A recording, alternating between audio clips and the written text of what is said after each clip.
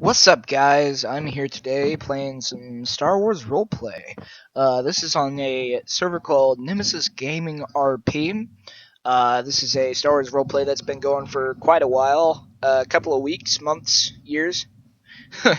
um, so yeah, it's been kind of busy today. As you can see, I'm already a Lance Corporal. I've gone through multiple, what would you call it, ordinances or ranks to get to here.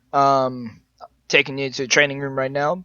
Um, the first thing I'm gonna do is we have a nice player base on right now, and it's like 5 o'clock. No, wow, I'm late. It's 8 o'clock.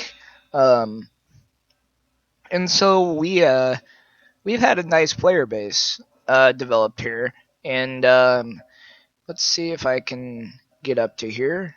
Um, here it is. So here are our ranks. Voice crack.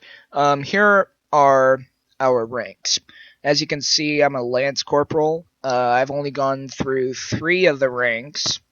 But, you know, the conductivity of it and the fully understanding of being one of those ranks is important. I was actually not originally in the 501st. I was originally starting out on the server in Green Company. Shout out to you guys.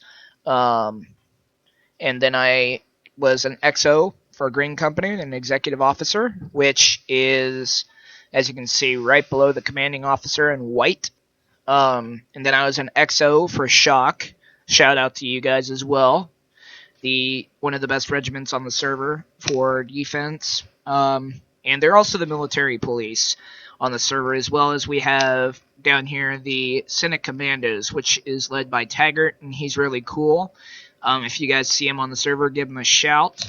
We have a ton of Jedi openings. We have Shock.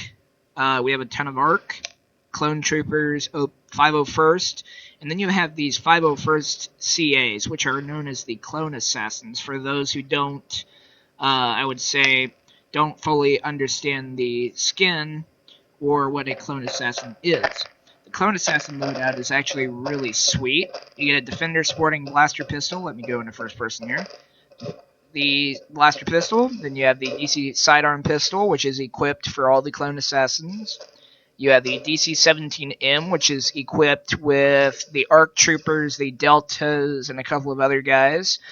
And as well as if you were to go to FN and F4 at the same time, you can go to the Armory and easily purchase one for about 1,250 credits.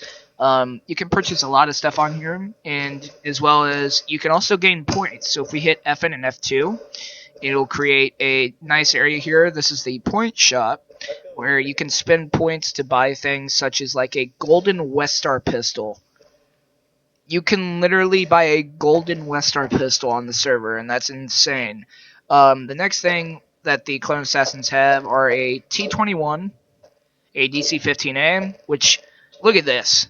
It's a blue colored DC-15, and each regiment has their own color that represents the regiment. And then you have DC-19 Stealth, which I just bought with my point shop, and yeah, and it's really nice. And then you have the DC-15X Sniper Rifle.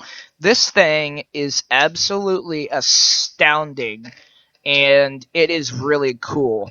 I'm going to take you over up to here.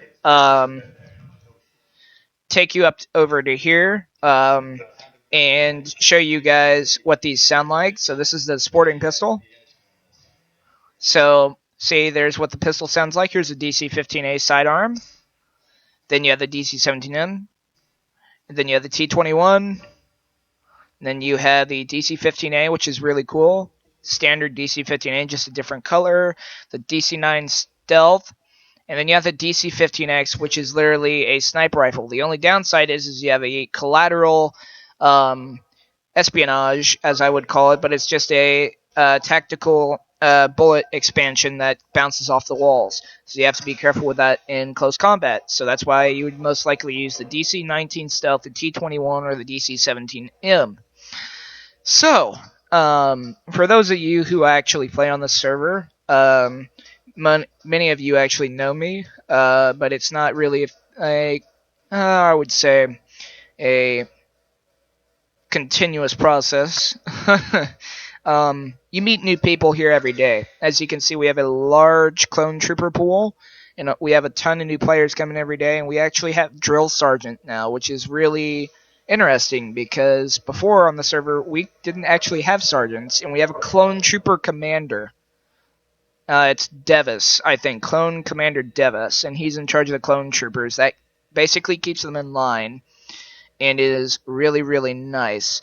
The next thing we have up here is the security room. This is where the shock usually hangs out in basically the Senate commandos and the Senate guard.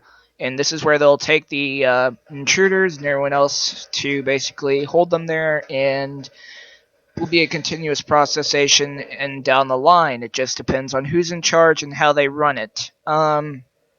As many of the ships know, if you play Star Wars Roleplay, you'll know that these are all the bunks going down there. However, we have these additional bunks, which is really nice, and they have a T formation, and they split off, and they literally go down that hallway and down that hallway, and it's absolutely astounding. It is pretty sweet, and as you can see, there's a trooper right there. So, it's really nice and everything. Then on this side, you have this, which is the med bay. This is where all the medics and everyone else will be going if they need health, or if we're in out of character mode, you'll have, I don't think any of the medics are on. You'd have medics come to you basically in out of character sometimes, but we're not going to be that lazy sometimes on the server, so we're going to go and create a developmental process and go and see the actual people there, because that is what I would say that's what it would be expected to do, because you would need to go to the med bay, and yes, you get what I'm saying. So, back into the training room.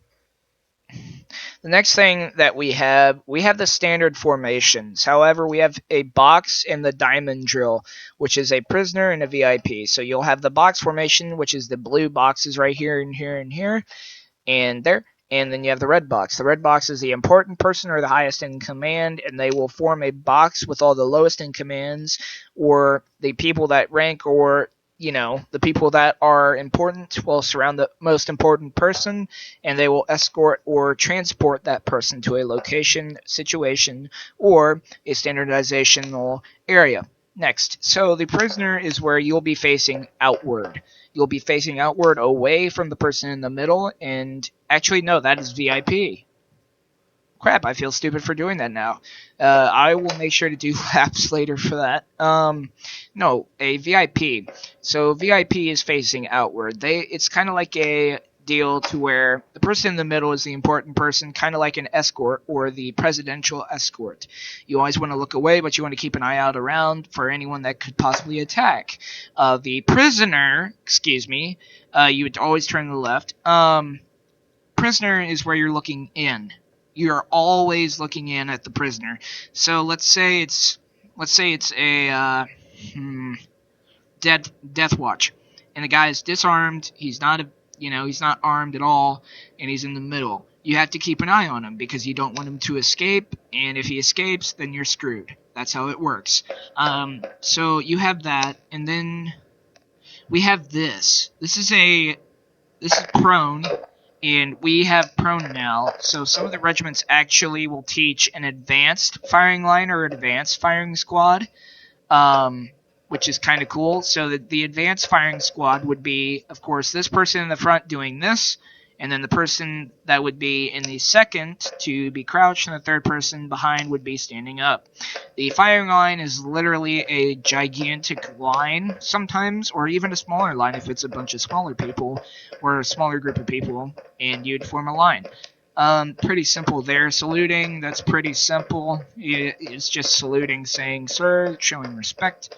The deployment zones, these are pretty important because you have to create a diagram almost of the ship in your mind. You have to learn the ship, and you have to know where things